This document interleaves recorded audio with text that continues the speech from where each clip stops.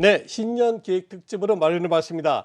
금년 들어서 아무래도 성장주 쪽이 조금 주춤하는 가운데 이제는 가치주를 봐야 된다는 그런 전문가들의 의견이 많이 부각되고 있습니다. 우리나라 가치 투자의 대가이신 라이프 자산운용 이채원 의장께서 직접 스튜디오에 나와 계십니다. 의장님 안녕하십니까? 네, 안녕하세요. 뭐 방금 말씀드렸습니다만 연초 이후에 작년에 그래도 좀 선도했던 성장주들은 시장이 굉장히 어둡게 보이고요. 반면에 그동안 조금 잠잠했던 우리 가치주들이 대거 일어나려는 움직임을 보이고 있습니다. 먼저 최근 시장 한번 진단해 주시죠. 아시다시피 최근 시장은 아주 혼란스럽고요. 네. 뭐 지나고 보면은 이제 항상 혼란스러웠던 것 같은데 네. 편안했던 시절이 1년에 몇 달 안 되는 것 같아요. 맞아요. 근데 거의 총체적 난국처럼 지금 뭐 온갖 악재들이 쏟아져 나오고 있죠. 네. 일단 뭐 인플레이션, 뭐 금리 인상, 오미크론 확산, 국내 같은 경우는 특히 또 뭐 대선을 앞두고 뭐 전국 불안이라든지 예. 그리고 또 특히 수급 측면에서는 이제 LG 에너지 솔루션이 네. 이제 공부를 하면서 114조라는 어마어마한 자금을 이제 거의 흡입하다시피 해서 예. 일시적인 이제 수요 공백이 발생을 했고요. 근데 진짜 모든 악재가 다 쏟아져 나오는 이제 느낌이 있고 그런 거에 비해서는 의외로 시장은 그래도 이 정도면 뭐 잘 버티는 게 아닌가 이런 생각도 들고요. 네. 그래서 결론적으로 말씀드리면은 이게 악재가 어느 정도 반영됐느냐가 중요하잖아요. 뭐 제 느낌으로 봐서는 그래도 뭐 반 이상은 충분히 최악의 시나리오를 가정해도 반영이 된 게 아닌가. 예. 예를 들면 뭐 미국이 금리 인상을 한다고 하더라도 이제 이번 달 FOMC에서 결정이 나겠지만 지금 최악의 시나리오로 보는 거는 뭐 양적 완화를 즉시 종결을 하고 네. 그리고 이제 금리를 뭐 3월에 올리고 하반기에는 이제 양적 긴축으로 간다. 이 정도가 좀 최악의 시나리오인데 이 최악의 시나리오까지도 이제 어느 정도 시장에 이제 반영이 되고 있고 내성이 생겨나고 있는 게 아닌가. 그리고 이 모든 것은 뭐 어차피 해결될 거라서 어차피 인플레이션도 이제 뭐 어쨌든 뭐 계속 수요가 받쳐주지는 않을 거니까 예. 어느 정도 좀 진정이 되고 그다음에 뭐 공급망 차질도 어느 정도 이제 코로나가 해결이 되면 이제 진정이 될 거고 이제 모든 게 좀 이제 안정이 될 가능성이 크고요. 금리도 뭐 지나치게 뭐 3%, 4%, 5% 갈 것도 아니고 네. 상식적인 선에서 보면 뭐 2% 초반 정도는 우리가 감내할 수준이고 뭐 인플레이션도 한 2, 3% 수준을 유지하면 오히려 좀 건강한 인플레이션이 아닐까 이런 그렇죠. 생각이 들기 때문에 시장은 안정될 거는 같은데 이제 문제는 이제 뭐 수순이 뻔하잖아요. 뭐 낙폭과대 좀 반등하고 그 외에는 좀 횡보 양상을 보일 텐데 그 다음부터는 이제 역시 좀 종목에 집중해야 되지 않나 네. 그런 생각을 많이 하고 있습니다. 네, 말씀해 주신 것처럼 그래도 악재는 좀 어느 정도 반영이 되고 좀 최악을 지나가고 있는 것 같다라고 예. 해서 어느 정도는 좀 안심이 됩니다. 하지만 이 말씀을 해주신 것처럼 업종의 차이가 좀 있는 것 같은데 지난해에는 좀 성장주가 많이 올라왔다면 올해는 이제 얼마 지나지 않았습니다만 가치주가 좀 반격을 하고 있어서 올해는 예. 가치주의 시대다 이런 말이 나오고 있는데요. 예. 의장님 의견은 어떠신가요? 그럴 네. 것 같습니다. 아. 일단 뭐 금리가 올라가기 때문에 네. 금리 상승기에는 뭐 공식처럼 성장주가 어려운 거 잘 아시죠. 그 뭐 조금 어려운 설명일 수도 있겠지만은 성장주의 가치를 계산할 때 대부분 디스카운티드 캐시플로우 기법이라고 해서 DCF 방식을 쓰는데요. 이 DCF 방식은 미래의 현금 흐름을 현재 가치로 할인을 하는 건데 할인할 때 이자율을 씁니다. 그래서 이자율이 높을수록 성장주에는 불리하고 이자율이 낮을수록 유리한 거죠. 근데 지난 뭐 6년간 거의 초저금리가 계속 유지가 되다 보니 계속 성장주가 이제 득세를 했지만은 이제는 뭐 금리가 이제 올라가는 추세에 있기 때문에 일단은 좀 앞으로는 쉽지 않겠나 이런 생각이 들고요. 정확히 말씀드리면 사실 그 빅테크를 비롯한 대형 성장주의 피크아웃은 이제 재작년이라고 생각해요. 네. 2020년이라고 생각을 하고 작년에 사실은 상반기는 경기 민감 가치주가 아주 크게 그랬죠. 그렇죠. 주가가 크게 올랐고요. 하반기 들어서면서 이제 3분기에 이제 새로운 이제 신성장주가 대두하면서 예. 소위 매불티 장세, 네. 뭐 메타버스, 블록체인, 뭐 NFT 같은 새로운 이제 성장주가 등장하면서 장세를 이어가다가 이제 오미크론이 확산되면서 이제 모든 게 꺾여버린 그런 상황이었고요. 올 들어서는 이제 사실 작년 같은 경우에 이제 뭐 한국경제 신문에서 서베이 같은 거를 했었잖아요. 100몇 명 대상으로. 네. 네. 근데 그 결과를 보면은 대부분 이제 올해는 IT고 이제 제일 안 좋은 게 소재다. 뭐 이렇게 결론이 난 걸 본 적이 있어요. 저희 내부에서도 그렇게 갈 가능성이 크지 않을까 생각도 했었는데 결국은 이제 막상 장이 열리니까 뭐 소재주가 오히려 오르고 예. 지금 뭐 금융주 같은 경우는 최근에도 은행주나 보험주는 상당히 주가가 괜찮았거든요. 그렇죠. 그래서 이게 의외의 장세가 또 펼쳐지기 때문에 항상 그런 거를 대비를 하셔야 되고 전체적인 흐름 자체는 이제 가치주가 유리하지만은 그래도 모든 가치주가 오르지는 않을 거다. 어느 정도 갭은 작년에 좀 메운 상태고요. 그리고 성장주가 뭐 이게 성장주 사이클이 바뀐다 치더라도 뭐 좋은 성장주는 또 올라가는 거예요. 그래서 좋은 성장주와 좋은 가치주가 좀 혼재하는 그런 국면이 좀 계속 이어질 거로 보고 있어요. 네.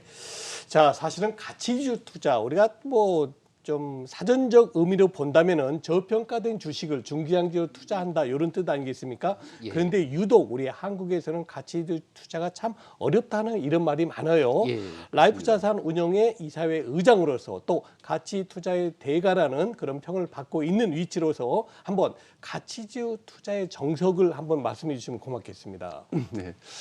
사실 저도 이제 한국투자밸류에서 운용을 하면서 사실 한 4, 5년간 성과가 좀 안 좋았어요. 계속 이제 성장주 사이클이 워낙 길게 가는 바람에. 그랬죠. 네. 이제 가장 큰 원인은 이제 이 성장주 사이클이 너무 길었다. 6년에 걸쳐서 저금리 저성장 때문에 이제 벌어지는 현상이고요. 예. 성장이 둔화될수록 의외로 성장에 대한 목마름이 강해지기 때문에 방어주 이런 게 아웃퍼폼하는 게 아니고 오히려 성장주가 더 올라가요. 그리고 쏠림 현상이 강해지고 전 세계를 놓고 봐도 이 와중에도 성장하는 기업은 많지가 않습니다. 구글, 아마존, 넷플릭스, 마이크로소프트, 뭐 국내에는 뭐 카카오나 네이버 같은 플랫폼 기업들이 이제 포진을 하고 있는데 그런 기업이 많지 않기 때문에 이런 기업에 쏠려서 가서 그 외의 종목들은 이제 홀대를 받는 그런 시장이 거의 5, 6년 이제 이어졌다는 게 가장 큰 원인이고요. 네. 두 번째 원인은 저희는 ESG로 보고 있습니다. 네. 네. 예, 제가 지난 세월 많은 이제 반성을 하면서 이제 고민 끝에 내린 결론이 대부분 이제 전통 가치주 기업 같은 경우는 대부분 업종 자체가 이제 뭐 철강, 네. 그렇죠. 화학, 뭐 시멘트, 제지 이런 업종에 많이 포진이 돼 있는데 예. 이런 업종은 이산화탄소를 좀 많이 배출시키는 경향이 그렇죠. 강하고 네. 또 소셜 측면에서 보면 뭐 일부 기업들은 이제 사회와 소통도 안 하고 뭐 예를 들면 탐방도 안 받아주고 IRPR도 안 하고 그냥 내팽개 쳐놓고 있는 기업들이 꽤 있습니다. 네. 그리고 세 번째 거버넌스 측면에서도 마찬가지로 이제 뭐 예를 들면 어떤 기업들은 뭐 후계 승계를 해야 되는데 네. 네. 뭐 주가 오르면 상속세를 많이 내야 되니까 이 주가 오르면 곤란하다 뭐 이런 기업들도 있고 예. 뭐 주주하는 정치 같은 게 미흡하고 네. 전반적으로 이제 투자자 보호 장치 같은 게 조금 미흡한 측면이 있어요. 우리나라 상법 이제 제 382조 3항 같은 경우를 보면 이제 한마디로 말씀드리면 이사는 회사를 위해서 일한다 이렇게 돼 있어요. 그렇죠. 예. 예, 근데 글로벌 트렌드 자체는 요즘에 이사는 회사를 위해서도 일하지만 당연히 모든 주주를 위해서도 일해야 되고 네. 뭐 심지어는 환경, 그쵸. 뭐 소비자, 네. 사회까지 이제 신경을 써야 되는데 그 부분이 좀 보완이 이제 되면 훨씬 나아질 거라고 생각을 하고 있는데 네. 지금 현재는 뭐 이런 것 때문에 이제 가치주가 좀 저평가가 심하지 않나 이런 생각이 듭니다. 네, 우리나라에서 유독 가치주가 좀 저평가를 받고 있는 그 이유에 대해서 설명을 해주셨는데 그래도 좀 최근에 가치주에 대한 관심이 높아지고 있지 않습니까? 그런 분들을 위해서 가치주 투자 전략을 좀 제시를 해주시고 좀 유망하게 보시는 가치주가 있다면 어떤 게 예. 있을까요? 예. 특정 정보를 저희가 찝어서 이제 말씀드리는 예. 미공개 정보 방지법에 걸려가지고 예, 알겠습니다. 말씀을 못 드리지만은 네. 특성을 좀 설명을 드리자면 예. 이게 모든 가치주가 이렇게 다 올라가지도 않을 거라고 제가 말씀을 드렸는데요. 근데 변화할 의지가 있는 기업만 이제 주가가 오를 것 같아요. 네. 기업 가치가 좋아질 기업만. 예를 들면은 뭐 석탄 발전소를 하고 있는데 세상이 이렇게 빠르게 변하고 있는데 계속 이제 그것만 고집을 해서는 안 된다는 거죠. 그쵸. 신재생으로 나가야 되는데 나가지 못하고 계속 이제 어떤 기업의 뭐 원칙과 철학, 뭐 소신을 지키는 건 좋다고 생각해요. 근데 세상 변화에 적응을 못하고 계속 그냥 고집만 부리다가는 이제 도태돼 버리는 상황이 발생되거든요. 그래서 앞으로는 이제 이런 변화 자체가 꼭 뭐 환경 부분만 있는 건 아니고 뭐 사업 구조를 바꿔야 될 수도 있고, 일단 좌초 산업이나 저성장 산업에 포진돼 있다면 지금 제값을 받을 수 있을 때 좀 일부 매각을 하고 좀 새로운 성장 산업으로 좀 확장을 한다든지, 아니면 거버넌스 측면에서도 좀 더 이제 주주를 더 생각해주고 소액 주주도 많이 좀 배려를 그렇죠. 해주는 예. 그런 주주 우선 정책을 좀 펼치고, 또 어떤 기업들은 이제 뭐 후계 승계가 끝나서 이제 뭐 예를 들면 증여를 했어요. 그럼 이제는 뭐 예전처럼 뭐 편법으로 이렇게 네. 뭐 증여를 하기가 힘들잖아요. 네. 그렇죠. 뭐 어떤 뭐 공정거래법이나 일감 몰아주기 방지법이 강화가 돼서 그래서 뭐 정당한 방법으로 이제 승계를 해야 되기 때문에 방법은 뭐 없습니다. 그냥 배당을 많이 하고 네. 뭐 주가가 많이 올라서 제값을 받을 때 뭐 일부 팔아서 이제 세금을 갚는 수밖에 없습니다. 그런 이제 시그널이 나오거든요. 그런 변화가 보여질 때 초기에 진입을 하시면 그 모든 이제 성장의 결실을 모든 소액주주도 같이 공유할 수 있는 그런 기업에만 투자를 해야 된다고 생각해요. 네. 근데 그 중에서도 특히 이제 저희가 전체적으로 봤을 때 할인율이 제일 강한 거는 이제 지주사가 최근에 이제 물적 분할 예. 이슈가 특히 그렇죠? 많아서 네. 지주사가 상당히 할인율이 좀 커지고 있어요. 심지어는 뭐 50에서 70% 이제 할인이 되고 있는데 그거는 좀 맞지 않지 않나는 생각이 들어요. 제가 항상 비유를 하는 게 예를 들면 제가 이제 펀딩을 해서 한 10조 정도 되는 자금을 모았어요. 그 자금을 가지고 삼성전자 한 종목을 샀습니다. 그리고 나서 이걸 IPO를 시켰어요. 근데 이게 왜 5조에 거래되죠? 아, 10조의 가치가 있는데 예. 그러니까 지주사라는 게 똑같은 거거든요. 네. SK가 들고 있는 SK텔레콤이나 SK이노 같은 기업의 가치를 예. 왜 50% 할인해서 이렇게 계산을 해야 되느냐라는 거는 저는 뭐 도저히 납득할 수가 없기 때문에 네. 언젠가 이거는 뭐 우선주처럼 우선주도 이유 없이 저평가되다가 어느 날 갑자기 그냥 가격이 붙어버렸거든요. 지주사도 뭐 언젠가는 환경이 개선이 되면은 어떤 트리거 역할을 하는 어떤 게 있다면은 제값을 받는 시대가 오면 이 지주사 중에서 어떤 기업의 가치를 제고시키는 의지가 강한 기업을 골라서 투자를 하면 뭐 제일 좋은 성과가 나지 않을까 싶습니다. 네. 방금 전에 의장님께서는 그 ESG 투자에 대한 중요성도 강조하셨는데요. 아무래도 우리 이채훈 의장의 운영 철학이 포함된 건 아닌가 싶기도 하고요. 자, 라이프 자산 운영. 일단 우리나라에는 많은 자산 운영이 있습니다. 그러나 특히 라이프 자산 운영을 우리 소비자들이 그리고 투자자들이 또 시청자들이 관심을 가져야 될 그 라이프 자산 운영의 장점이랄까요? 핵심적인 운영 철학 한번 소개해 주시죠. 예, 저희가 뭐 라이프라는 이름 그대로 그냥 어떤 삶의 가치를 좀 네. 지향하는 그런 투자를 하고 싶고요. 라이프는 이제 long-term investment for everyone, 모두를 위한 투자라의 이제 줄임말이고요. 아, 저희가 주력을 하는 그런 ESG 행동주의 펀드입니다. 네. 저희가 하는 행동주의는 극히 우호적인 정말 ESG를 향상시킬 의지가 강한 기업을 찾아서 저희가 제안을 하고 이렇게 좀 바꾸면 좋을 것 같은데 어떠세요? 했을 때 회사가 오케이를 했을 경우에만 이제 투자를 하고 회사를 응원하고 도와주고 컨설팅해주고 자금 조달도 해줄 수 있고요. 네네. 같이 동반 성장하는 모델이고요. 근데 우리가 제안을 했을 때 회사가 노를 하면서 안 삽니다. 네. 전혀 안 사요. 네, 절대로 안 삽니다. 절대로 네. 싸우지 않을 거기 때문에 안 네. 사고 아. 뭐 수많은 기업들인데 굳이 우리가 그런 기업을 도와줄 필요가 없다.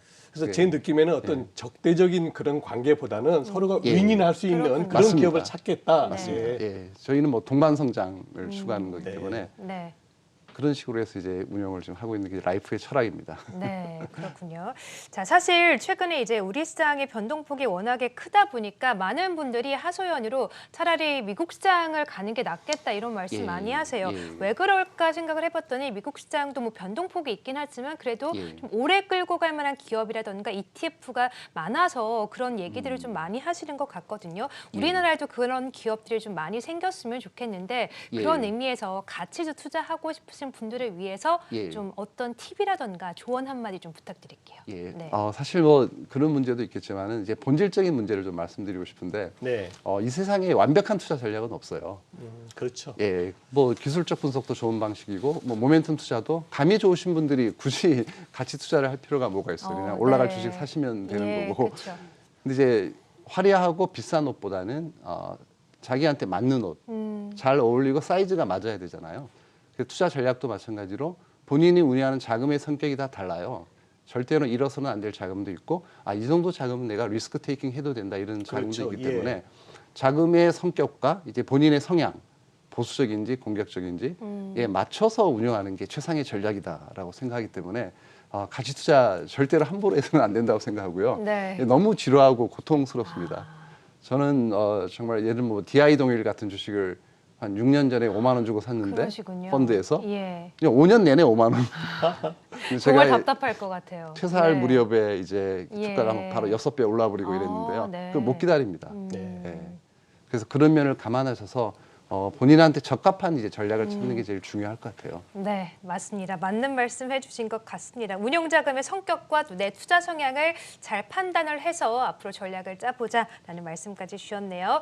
자, 오늘은 가치주의 시대를 맞이하면서 가치주에 대한 전략 그리고 전망 함께 들어봤고요. 라이프 자산운용의 이채원 회장님과 함께했습니다. 고맙습니다. 네, 감사합니다.